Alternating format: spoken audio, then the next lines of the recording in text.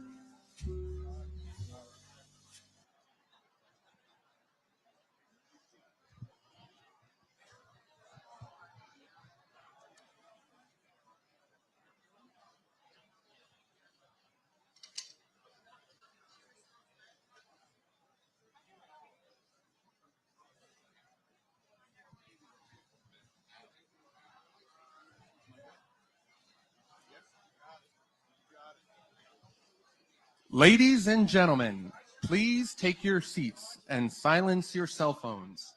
The program will begin momentarily.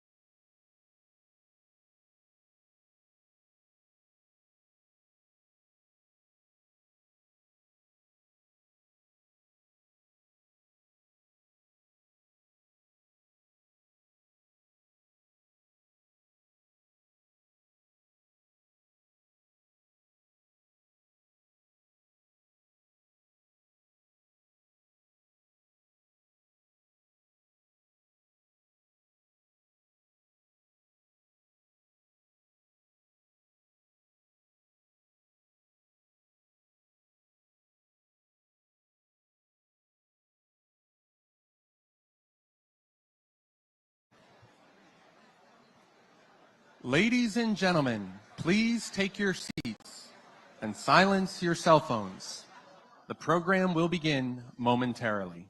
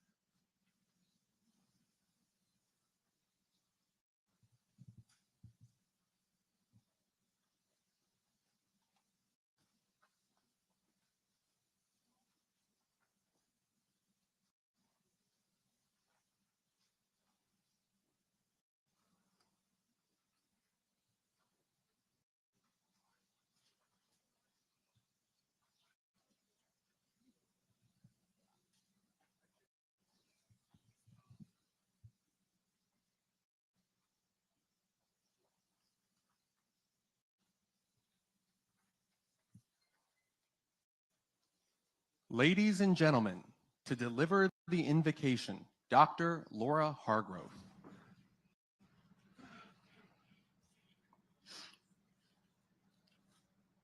Let us draw nigh to the one who is the source of our strength and the strength of our lives, and let us pray. Oh God, as we gather at the water's edge this morning, we find ourselves united in remembrance and reflection.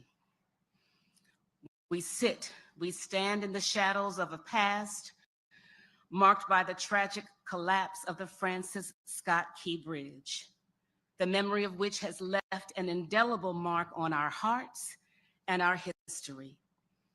And in the solemnity of this moment, we invoke your presence as we honor those whose lives have been forever changed, as we acknowledge their pain, but also the possibilities that rest in the hands of the one who can make a way out of no way, even 1 year later. There are many reasons why we have gathered today. We came to pay homage to the ones who paid the ultimate price of their lives on that fateful day. We came to call their names. We came to call Alejandro's name. We came to call Carlos's name. We came to call Jose's name. Oh, we came to call the names.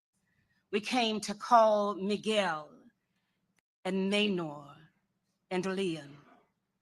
We call their names because their names hold meaning and memory. We call their names because they are still missed. We call their names because they are still loved, and we call their names because they are still remembered.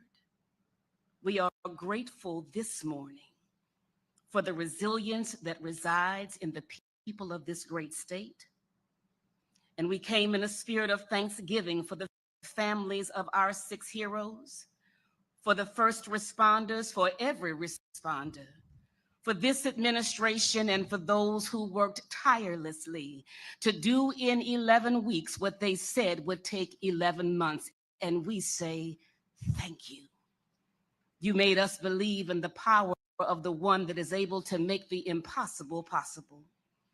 For our esteemed Governor Westmore, who led the way with tenacity, and Lieutenant Governor Aruna K. Miller for standing in the gap, thank you.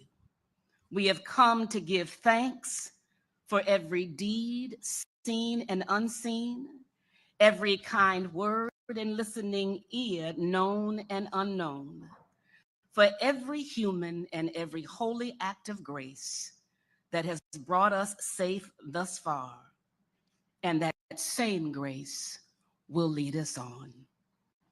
Amen.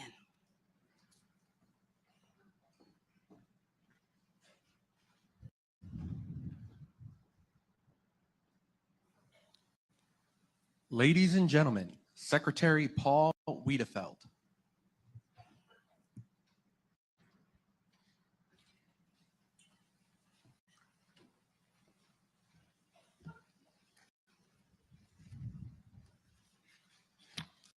Good morning, everyone. Thank you for joining us on this somber morning. We are here to commemorate the devastating collapse of the Francis Scott Key Bridge and to remember the 6 dedicated roadway workers who lost their lives. I think about these men and all of our roadway workers who maintain Maryland's transportation system. They show up and work in dangerous conditions. Our roadway workers deserve our utmost respect as they take risks and make sacrifices every single day to make our journey a little smoother. 1 year ago, many of us woke up to a phone call and the disbelief that the gateway to Baltimore was gone. It was clear from the wreckage blocking the shipping channel to the Port of Baltimore that the cleanup would take time and immense coordination. Lives and livelihoods would also be impacted. Looking back on those first 72 hours, so much was happening all at once. But thankfully, Maryland was extremely fortunate to have a leader with the experience to steer us through the crisis. With the strength, the confidence, and clear direction. Governor Moore kept us focused on the mission at hand while also thinking of the people who were impacted. We're also fortunate to have such a strong partnership with our federal, state, and local leaders who worked in lockstep to ease the fears and provide best response. Through this incredible partnership across the public and private sectors, we helped bring closure to the families, supported impacted workers and businesses, and reopened the shipping channel. And now work is well underway on the governor's fourth directive to rebuild the bridge. Governor Moore unveiled the new design last month, and pre-construction activities are underway. Demolition of the remaining bridge structure will happen later this year, followed by the start of the construction of the new bridge. Let me close by expressing my immense pride in the employees of the Maryland Department of Transportation. From the quick and heroic actions of the Maryland Transportation Authority police and dispatchers who stopped traffic on the bridge and saved lives. The MDTA's Executive Director, Bruce Gartner, and Chief Engineer, Jim Harkness, who continue to work tirelessly behind the scenes to build the new Key Bridge. And also want to thank the Port of Baltimore's Executive Director, Jonathan Daniels, and our partner, Ports America Chesapeake, who helped keep the port open for business and workers on the job. Across the entire department, MDOT remains dedicated to delivering and maintaining a safe, efficient, and reliable transportation system for all. Thank you again for joining us this morning.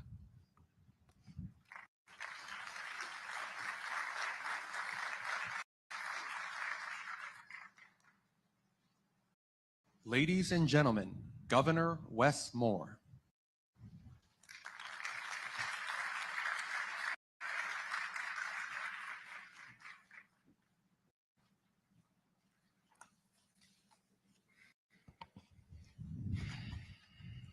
I want to thank everyone for being here.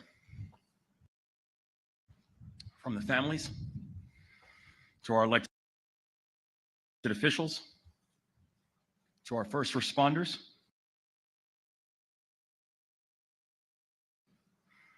to our military personnel, to our labor leaders, to our esteemed guests, including the Mexican ambassador. Y Padre Dios, gracias por hoy y por esta mañana. Juntos estamos en conmemoración. This morning, we gather back to where we started, in the same place, at the same time. And even though the scene looks different, our memories are engraved. We remember the cold morning in March that changed our state forever. And we remember the tears that we shed and the uncertainty that we all felt. We remember looking out and seeing a deeply painful and unfamiliar sight, that a fixture of the Baltimore skyline and of Baltimore spirit, that parts of it were now laying on top of a ship, the length of 3 football fields. We remember the heartbreak that we felt to learn that 6 remarkable Marylanders who had been working while we slept, 6 patriots who endured the rattling of cars and trucks so the rest of us could be safe, that they were now unaccounted for. What happened on March 26, 2024 is and will always be a tragedy beyond words. And to the families of the victims that are with us today, there is little that I can say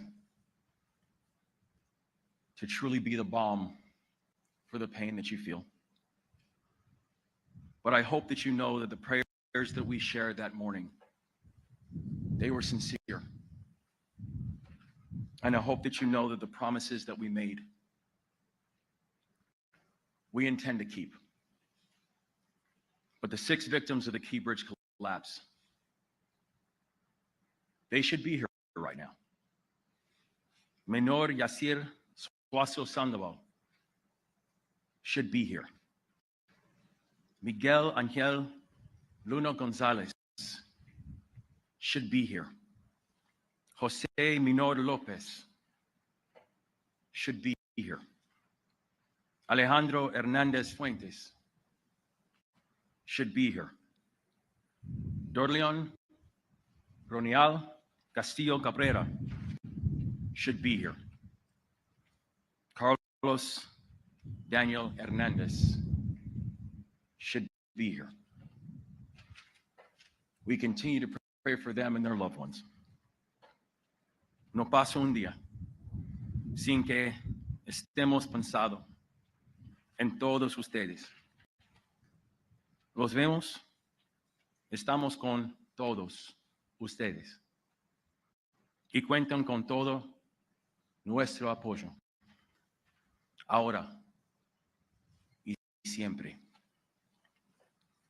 But we don't just look back on March 26th and remember the horror, we also remember the heroism.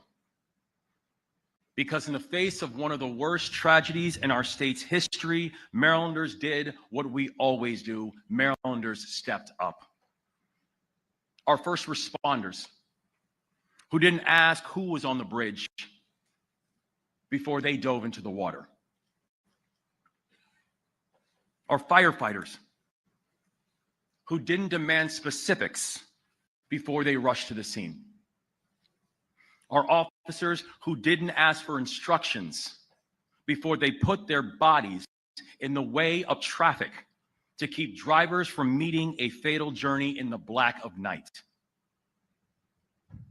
Our service members, our Coast Guard, our Army Corps of Engineers, Navy SUPSOLV, who didn't ask who was in trouble before they kissed their loved ones goodbye and traveled to Baltimore to do their duty.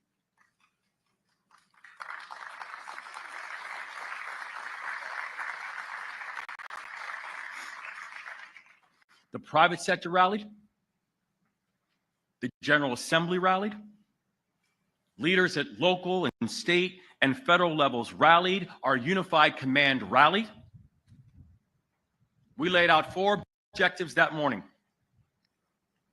And together, and with God's grace, we brought closure to the families, supported our people, and cleared the channel in 11 weeks when people said it would take 11 months. There were no guarantees that we would succeed. But that was not going to stop us in getting the work done. The steel was so mangled that one small misstep could set us back weeks or months. The debris was so sharp and so difficult to navigate that every single rescue operation that took place ran the risk of incurring another casualty. The devastation was so vast that we didn't know whether we could ever reunite the families with the ones that they lost. The economic impacts were so wide-ranging that Marylanders might have not just seen their jobs disappear, but they might have seen their jobs never return. And one of the most important ports in this entire country had the risk of losing partners permanently. But we did not let the what ifs stop us from doing our work and from staying the course. We led with humanity. We set big goals and we put together a plan to achieve them. And we stayed united, always, and led from the front. I believe that is what it means to be Maryland tough and Baltimore strong.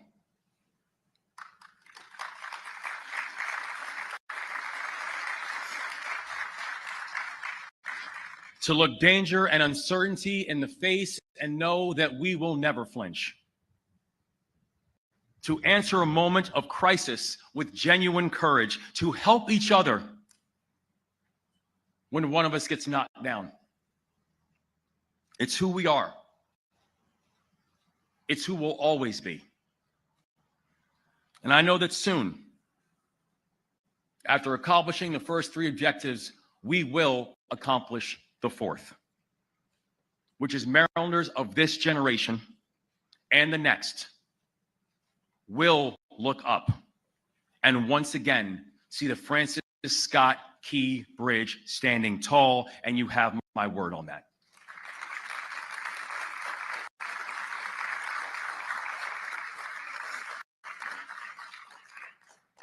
May God continue to watch over our victims and their families and our team and this great state. God bless you all.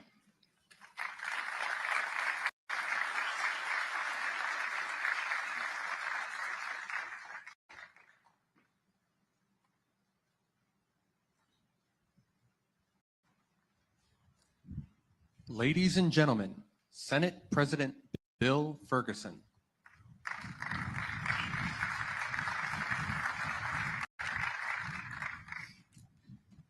Good morning. Mr. Governor, I have to admit I am more emotional than I expected this morning. Pulling up today and seeing this span immediately took me back to that moment in a way that I cannot even fathom the families of the victims of this horrible tragedy are feeling. Your loss is truly unimaginable, and I just want to say thank you for being here to remember your loved ones in a way that is impossible to describe, and I can only imagine how this past year has been. And I do want you to know, from the perspective of the General Assembly and the Senate of Maryland, we are truly here for you through this year and through the months and years ahead. This tragedy is overwhelming, and we sympathize with you every day. I remember a year ago standing on just the banks and seeing this horrific tragedy and immediately thinking of those who had been affected and thinking, how do we move forward from this? How do we not get stuck in a moment of paralysis?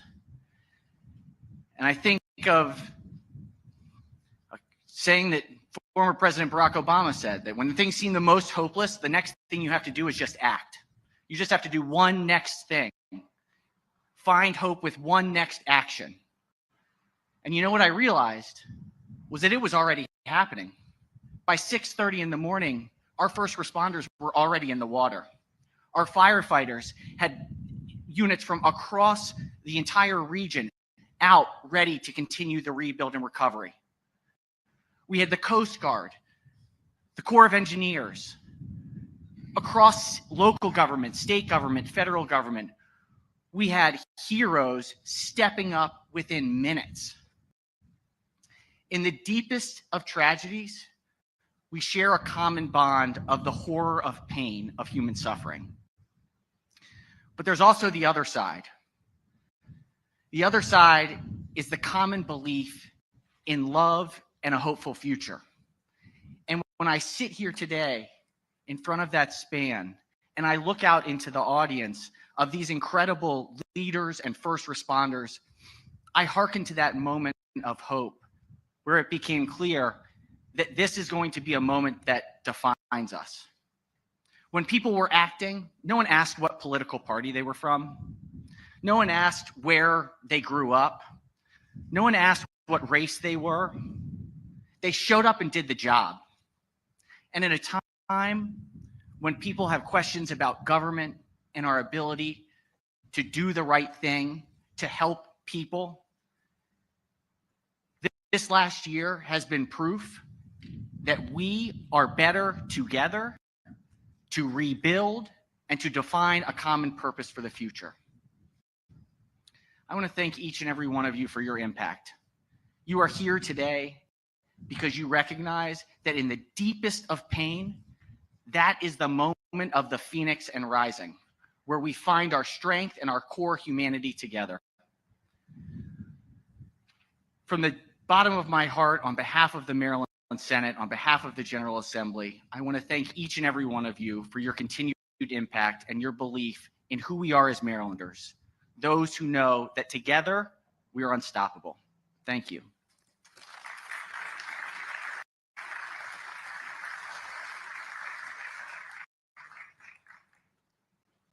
Ladies and gentlemen, Senator Chris Van Hollen.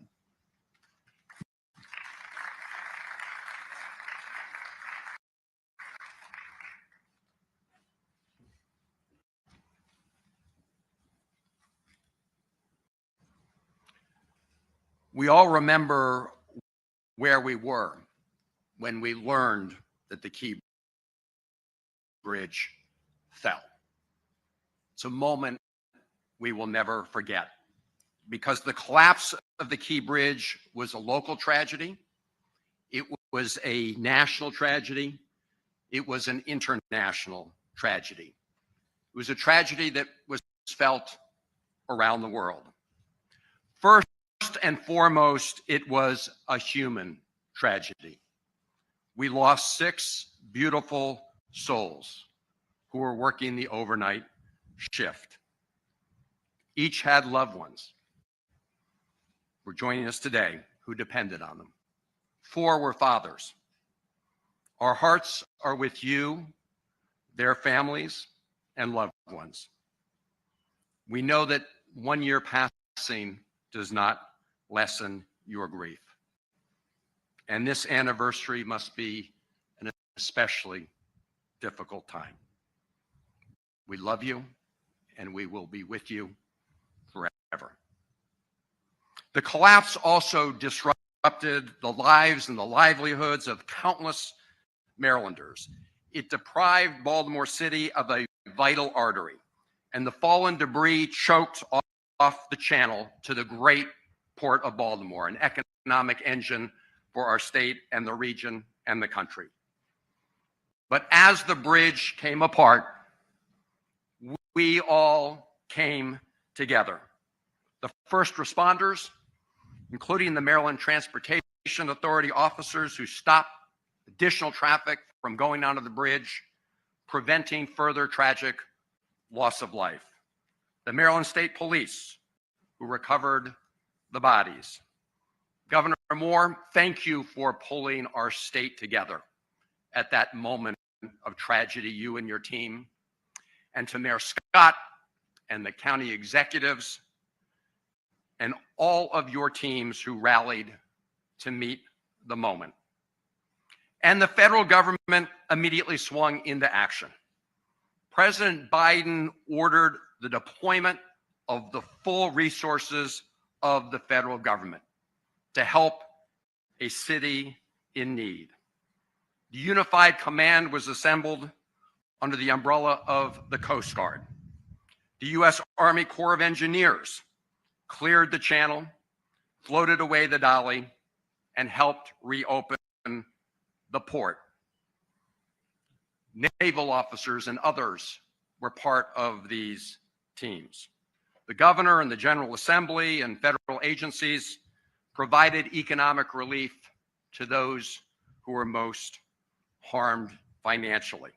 And thanks to those collective efforts, all of them, people in this room and others who joined in that effort over those very difficult days, thanks to all of that, lives were saved, economic harm to longshoremen and Baltimore businesses were mitigated, and the Port of Baltimore reopened in just 78 days.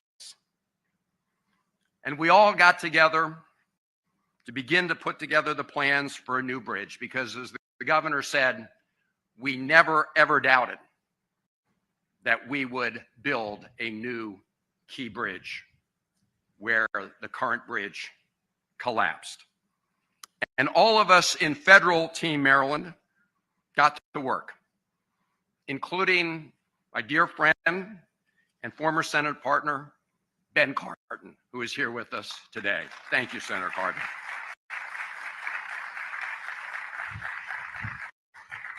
And Congressman Mfume, and I see Congressman Hoyer, our entire delegation on a bipartisan basis came together and worked nonstop over many, many months to secure a 100% commitment from the federal government to replace the bridge.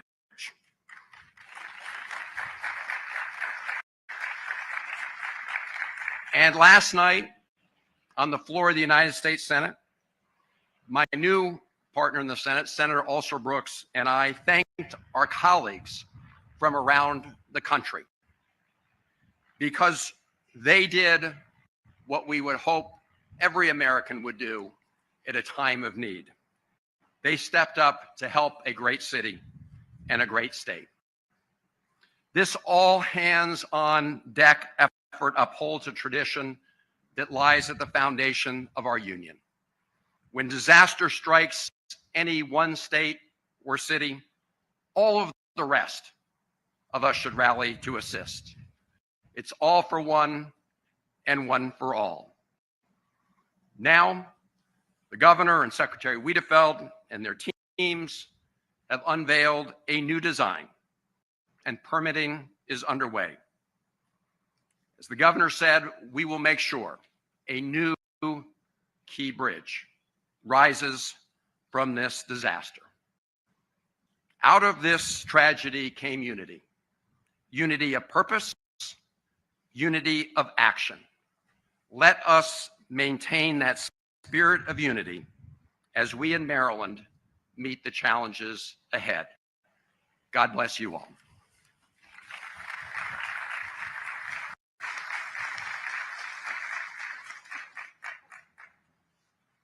Ladies and gentlemen, Congressman Kwaisi Mfume.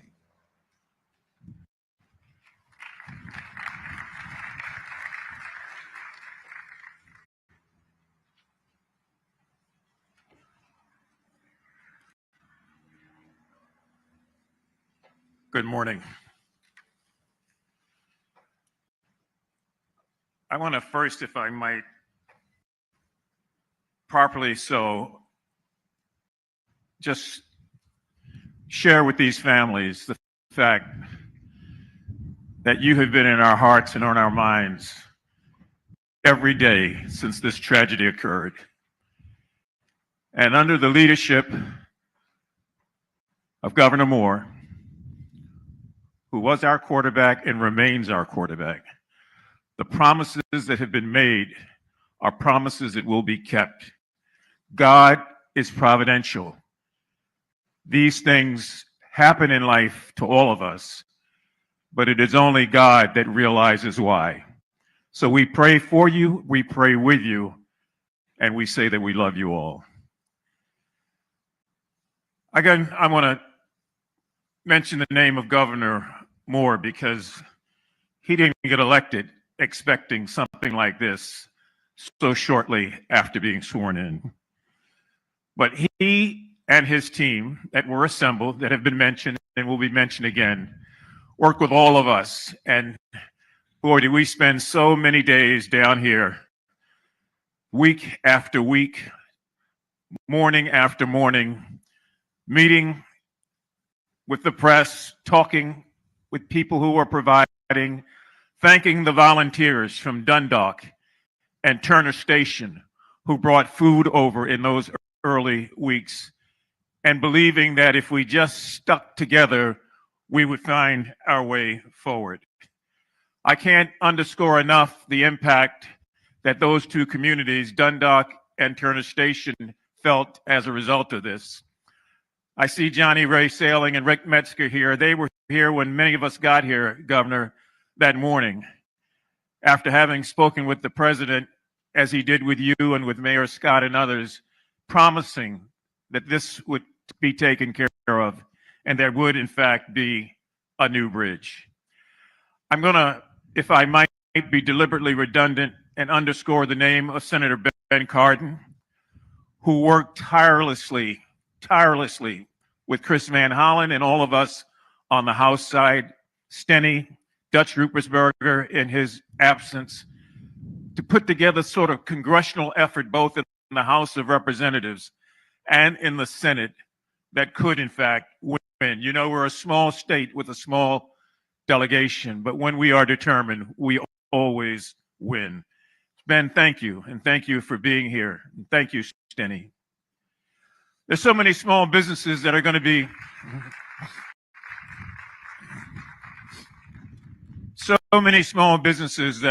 to be meeting later today. That impact cannot be underscored enough. The truckers, the people who carried the food, the international longshoremen, Local 33, Scott Cowan, and all those men and women that we met with on the docks day after day after day to try to figure out how commerce would start up again. Gwen Williamson and all the many people who've worked 20 and 30 years at the port, none of whom knew what was going to happen. I'd be remiss if I didn't thank the Coast Guard, the Army Corps of Engineers, Colonel Pinchason in her absence, for all that she did to hold us together and to help us through that period.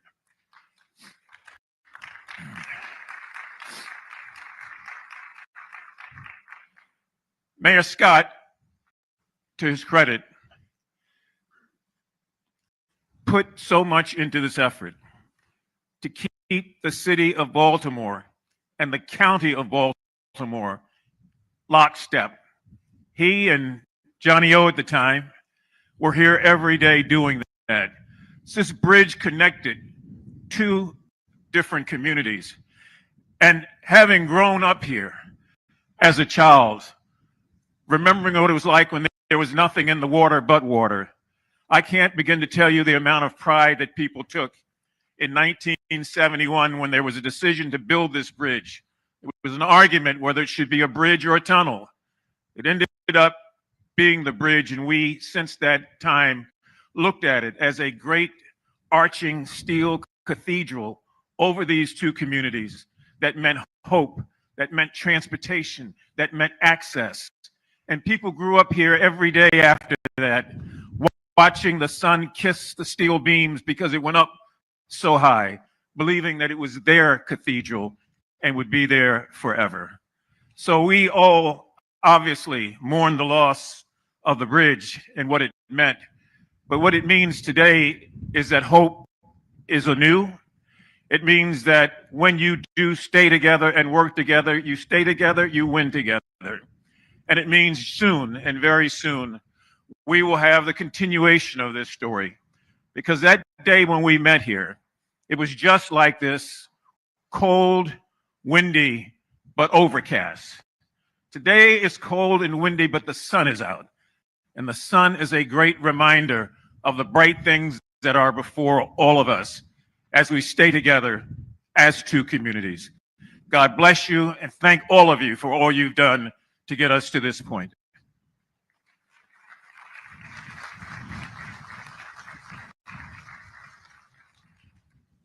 Ladies and gentlemen, Congressman Johnny Olszewski.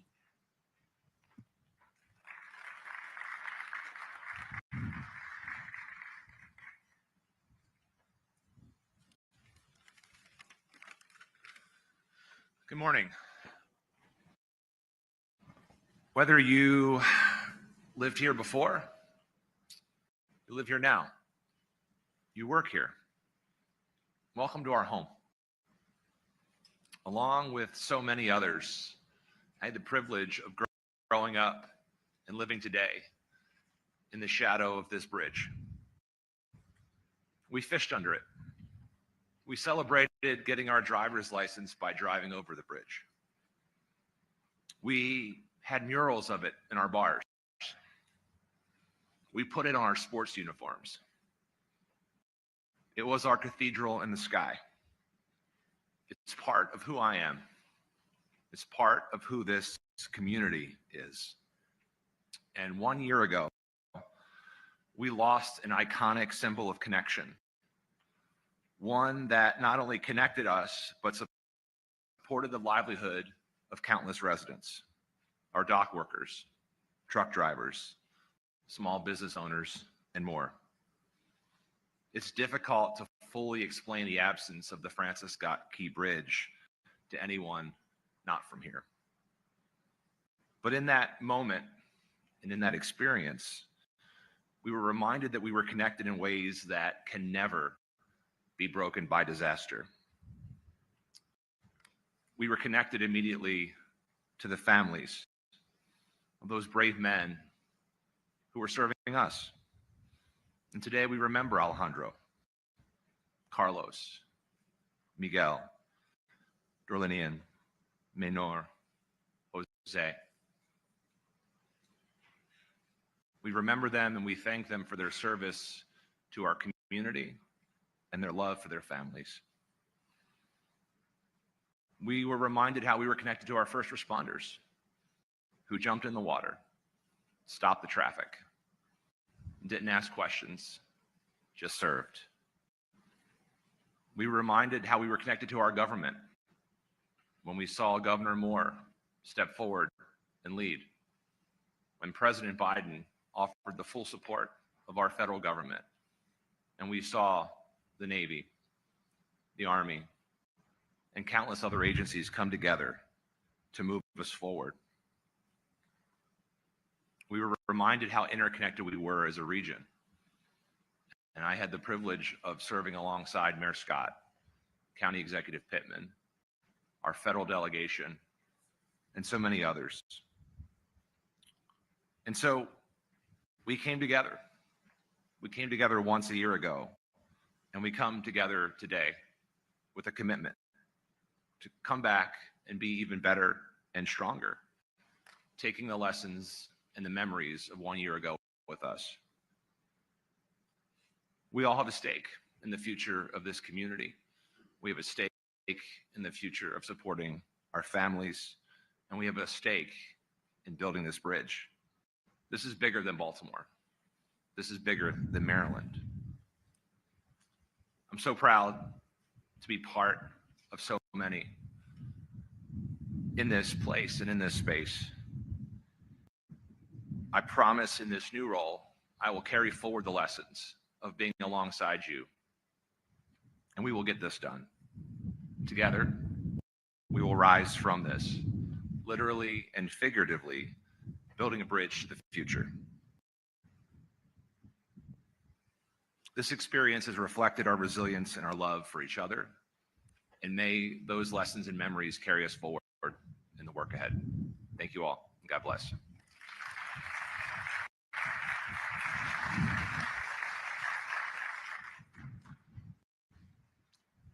And now, a musical selection by the Baltimore Symphony Orchestra.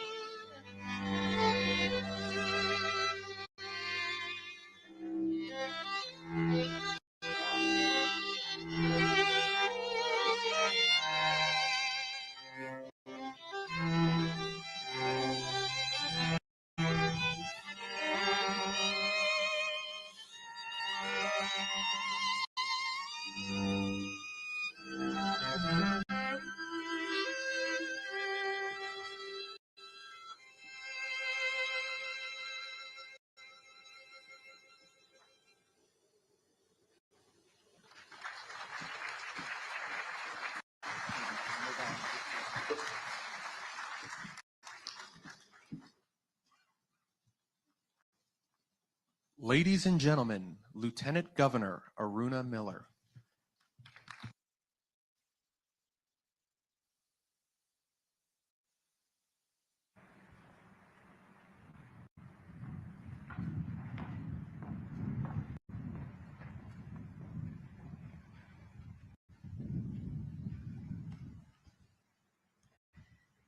Thank you to the BSO for that beautiful music that you just played.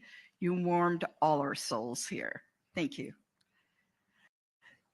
There are days that divide time, before and after. Days that shake us, inspire us, and reveal who we really are. March 26, 2024, drew a line in time. It was a day of heartbreak, courage, and a day that changed all our timelines. We gather here today to reflect and to move forward with purpose. And we mark 1 year since the Key Bridge collapse. To the families who lost their loved ones, there's nothing I can say that can make this day easier. But I hope being here together reminds you your loss is not invisible. Your grief is not carried alone. And your loved ones helped build this community. They shaped its story. They shaped our story. And while they may no longer walk amongst us, may they rest in peace. and may they live through each and every single one of you. To Julio Cervantes Sares, the sole survivor of the collapse, you are the light that shines through the darkness that you endured. We pray for your continued strength and for your heart to heal. To Governor Moore, in one of Maryland's worst maritime disasters, you met crises not with hesitation, but with purpose. You reminded us that leadership isn't loud, it's steady, it's measured, and it's rooted in service to others. To our first responders, Unified Command, the MDOT labor team, and members of the Moore-Miller administration. You met the moment, working tirelessly day and night. Your dedication didn't just steady our state, you raised the bar for a world that watched. To our federal, state, and local partners, your immediate and collaborative efforts showed that statesmanship is grounded in partnership and not partisanship. And to all Marylanders, not far from where the Key Bridge once stood, Francis Scott Key penned the words of our national anthem. Born from a night of hardship, lifted by the promise of a new dawn. Now, in the shadow of that same harbor, Maryland's first cable-stayed bridge will rise. A bridge that will define Baltimore's skyline for generations to come. And not simply to replace what we lost, but to reveal what we found. Strength, unity, and resilience, and the spirit that defines this great state of Maryland, because Maryland is the land of the free and home of the brave. Thank you.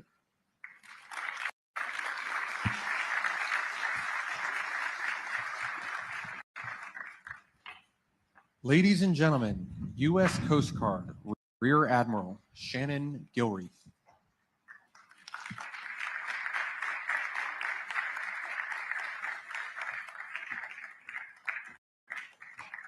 Good morning. I have the great honor today to speak on behalf of the first responders to this response.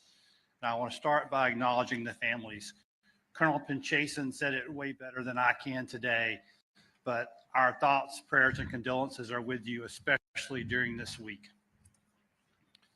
To Governor Moore, to Secretary Wiedefeld, to Mayor Scott, and all of our senators and congressmen and state elected officials and county elected officials and city officials and your staffs. Thank you for the tremendous support you provided Unified Command during this response. Coming together in a bipartisan way to support the Unified Command, to visit the members of the Unified Command, to see what they were doing, to understand the work that they were accomplishing. We truly appreciate what you did. We also appreciate what you did that we couldn't do. Your work behind the scenes to support the victims, the businesses, the members of the maritime community that were impacted by this event. Thank you for that support, because that truly eased some of the pressure on the Unified Command. To the more than 1,500 first responders from 55 agencies and organizations who responded to this event and were part of Unified Command, thank you from the bottom of my heart for your hard work, your incredible dedication that you displayed throughout the response. What you accomplished recovering the victims, removing the bridge debris, opening alternate channels, removing the ship, and restoring the Port of Baltimore was simply amazing. and serves as a testament of power to the unity of effort. There's no single entity that can respond to an event like this by themselves. No entity has the authority or the resources to do this by themselves. You have to do this together. And the Unified Command represents that opportunity to do that together. And I'm so proud of that unity of effort you displayed. You accomplished things on a timeline that no one was imagined was possible. You removed thousands of tons of steel and concrete from the waterway and recovered the victims and reopened the port of Baltimore in a time that no one thought was imaginable. I want to say a special thank you to a handful of individuals who worked tirelessly within the Unified Command. They truly led their organizations. These are the real heroes of the Unified Command. Captain Dave O'Connell of the Coast Guard, Colonel S.D. Pinchason of the Army Corps of Engineers, Jeff Donahue of the Maryland Department of Environment, Jim Harkness of the Maryland Transportation Authority, Colonel Roland Butler of the Maryland State Police, and Chris James of Wood O'Brien's. Your leadership, dedication, and willingness to work with others modeled the unity of effort that we so much needed. I truly appreciate everything you did. And there's one other individual who worked with inside the Unified Command that I must recognize, and that's Mr. Paul Hankins from Navy Supervisor of Salvage. I see you out there, Paul. Paul, the work that you did with the salvers and the divers to coordinate those efforts truly made a difference. Governor Scott, or Governor Moore, Lieutenant Governor Miller, thank you for your individual leadership during this response. Thank you for the amount of time that you spent inside the Unified Command, visiting with people, walking the floor, getting out on the small boats to see the conditions they were working in. Thank you for that unqualifying support and the love you showed those members of that team. And thank you particularly for your emphasis on safety, as not a single first responder was hurt during this event. And that's a testament to your leadership.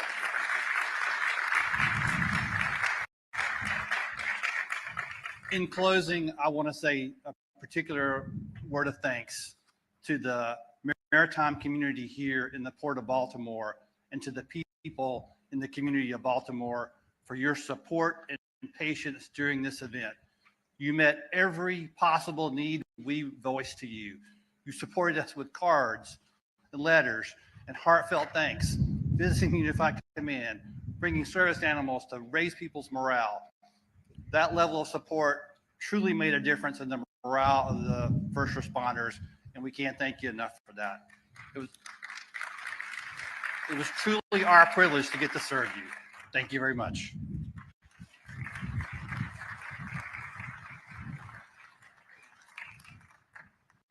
Ladies and gentlemen, Baltimore County Executive Kathy Klausmeyer.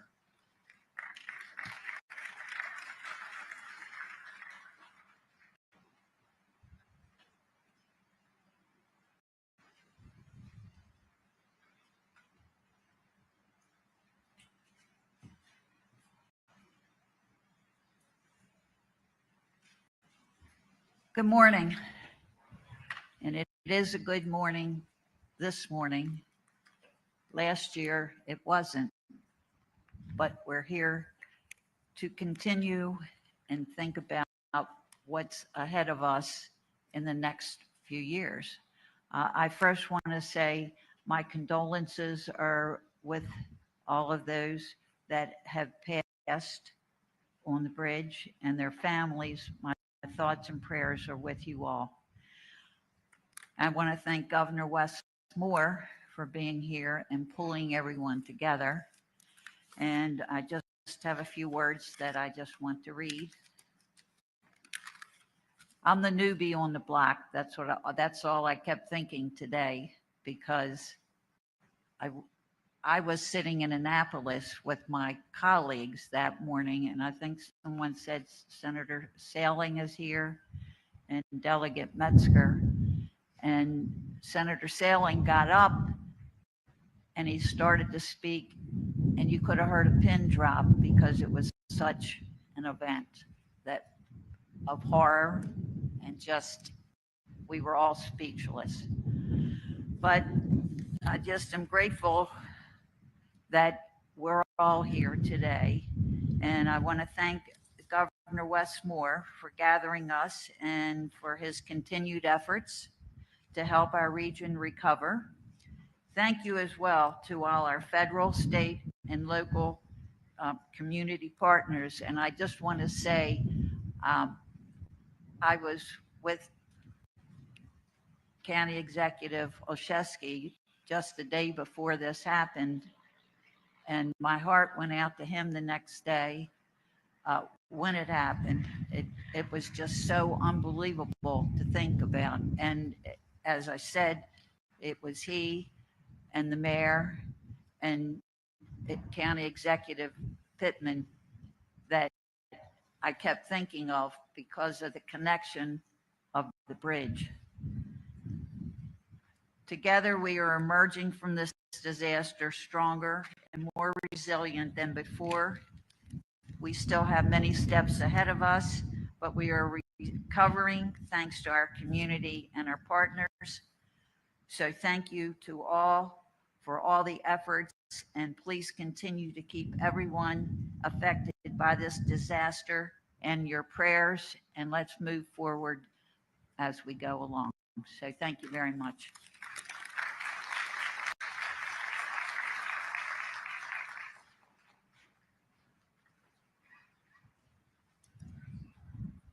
Ladies and gentlemen, Baltimore City Mayor Brandon Scott.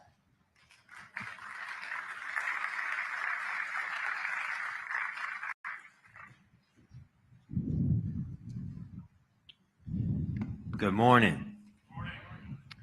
This morning, I am grateful to be here this morning, surrounded by so many individuals who made up the original team that responded to this unthinkable tragedy. And when I think of that team, Mr. Governor, I want to say thank you to you, to the Admiral, to every single person, because when you think about what we were facing that morning, I would not go into any battle with any team other than the one we went through, because every single individual gave their heart for these families, for our city, for our state, and our region. So thank you, everyone.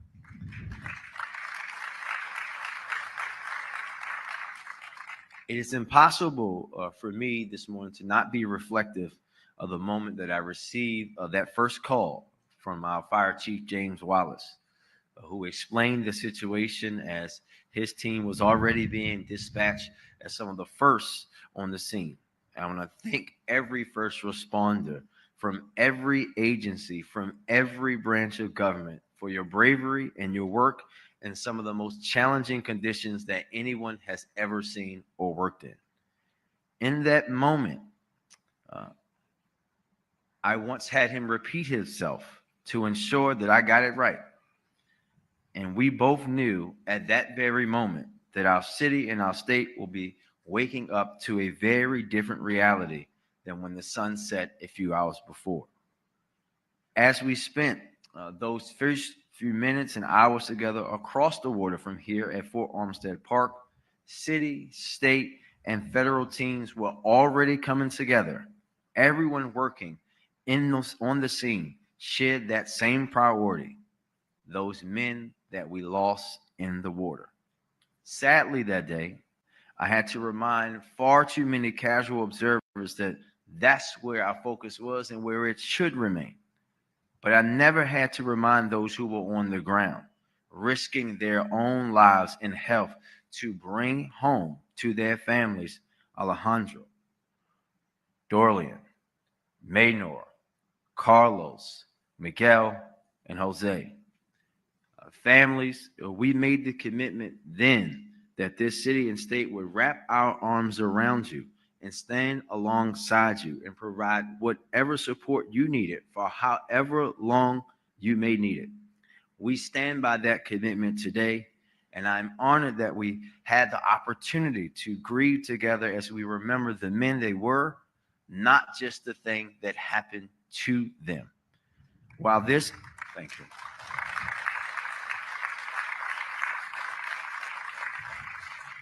While this day is a day of mourning, it is not a day of grief alone. It is a day to commemorate the strength, resilience, and that Baltimore grit that we showed the world in that moment. So many times in Baltimore's history, we faced setbacks or what some say were insurmountable challenges. But every single time in our history, we've overcome those challenges without a doubt. The partnership that helped us navigate through this crisis of this bridge collapse was yet another example in a long list of examples of how strong we can be when collective action brings us together. What I saw in the minutes, hours, days, and weeks following the Key Bridge collapse was an entire country unified in understanding and in action. That is a unity that is all too rare today. And I always will be empowered knowing that we still have the capacity to come together that way. As we look towards the future, a bright one filled with progress for our city, a new bridge to reshape our skyline, and a strong port to continue our centuries-long tradition, the memory of those Marylanders we lost and the knowledge that we still have the capacity to come together to fight for one another is what I will carry with me more than anything. So thank you to everyone who played a role. Thank you to everyone who rallied for these families in their most devastating moment. Thank you to the communities who came together to keep each other afloat when livelihoods were at stake. Thank you to every first responder and salvage worker and engineer who risked their own safety for all of us. And thank you to the leaders who had the vision and the humility to prioritize the things that matter. Every part of this massive machine that mobilized after this tragedy helped the grit, charm, and greatness of Baltimore shine through to the world once again. We have all proved together that Baltimore is always safe to bet on. Thank you very much.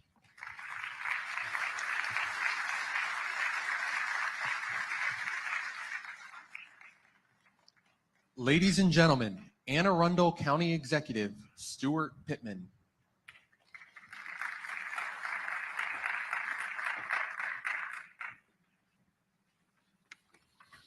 Morning. I represent the 600,000 people who live across the bridge to the south. Anne Arundel County, whose North County neighborhoods began to truly thrive when the Key Bridge was built and they could get to the jobs, the steel mill and the Port of Baltimore.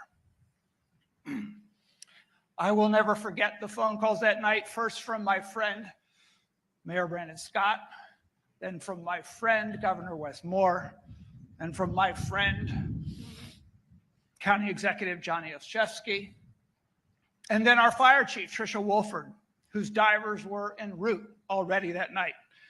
And then our police chief, Amal Awad, who was at the site with our Northern District Commander and our Homeland Security team.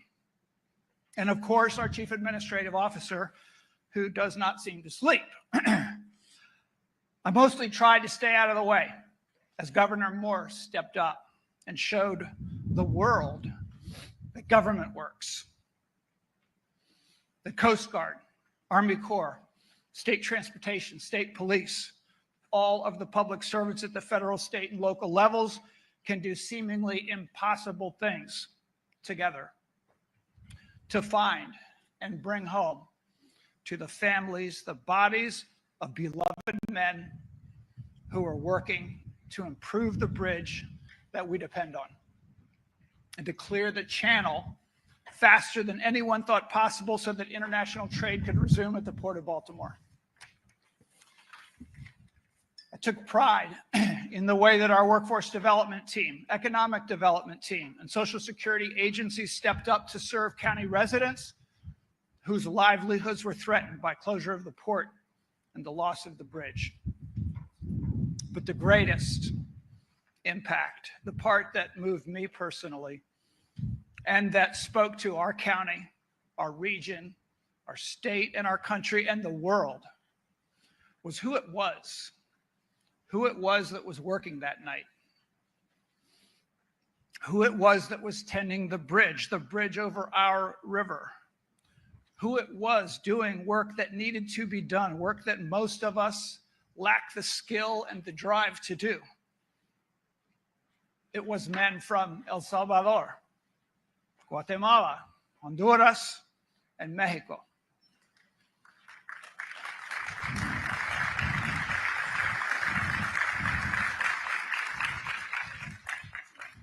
Each one of them had crossed our southern border looking for a better life for their families. Each one of them was on that bridge making life better for the people who live here, better for Marylanders, better for Americans. They didn't choose to sacrifice their lives for our country, for our bridge, but our country noticed that they did. Our country needed to see that. Miguel Angel Luna lived in Glen Burnie, in the northern part of Anne Arundel County. His extraordinary wife, Maria del Carmen, runs a small business selling delicious food out of a food truck, Salvadoran food. I spent May 11th last year at Miguel's memorial service and burial. I felt the love and the strength of los salvadoreños que viven en nuestro condado. Their culture, their community, their love makes us stronger. Yo quiero decir a todas las familias que están aquí hoy, te queremos aquí. Tú haces que nuestra comunidad sea mejor. Y también el pueblo unido jamás serán vencidos. The people united will never be defeated.